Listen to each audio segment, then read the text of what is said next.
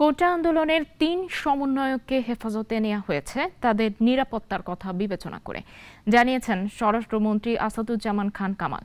নারায়ণগঞ্জে কোটা সংস্কার আন্দোলনে ক্ষতিগ্রস্ত স্থাপনা পরিদর্শন শেষে পুলিশ সুপারের কার্যালয়ে ব্রিফিংয়ে মন্ত্রী কথা বলেন। মোহাম্মদ কামাল হোসেনের রিপোর্ট, জানাচ্ছেন সিরাজুমনের শুভ।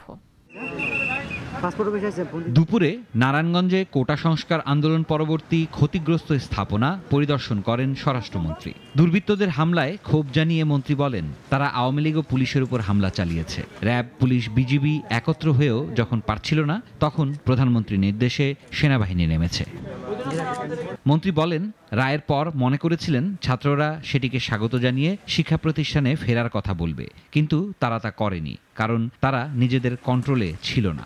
আমরা মনে করেছিলাম বলবেন যে আমরা উইথড্র করলাম, আমরা আমাদের শিক্ষা ভবনে ফিরে যাচ্ছি, কিন্তু আমরা দেখলাম দুঃখের সঙ্গে তারা সেইটি কাজটি করেনি, কারণ তাদের দ্বারা কন্ট্রোল নয়। এ সময় সাংবাদিকদের প্রশ্নের জবাবে স্বরাষ্ট্রমন্ত্রী জানান, কোটা আন্দোলনের ৩ সমন্বয়ককে সরকারি হেফাজতে নেওয়া হয়েছে, কারণ তাদের মধ্যে একজন তার বাবাকে ফোন করে নিরাপত্তাহীনতার কথা জানিয়েছিল। তার মধ্যে একজন তার বাবাকে ফোন করেছেন যে আমি আত্মগোপন করলাম, আমি ইসে থাকার জন্য, আপনারা আমায় কোথায় আছি জানাবেন না।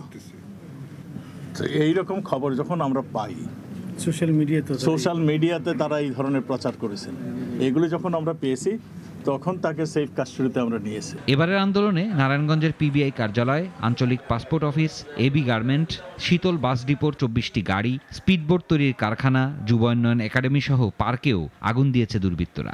ভাঙচুর করা হয়েছে সিটি কর্পোরেশন ভবন, আওয়ামী লীগ অফিস আর পুলিশ বক্স।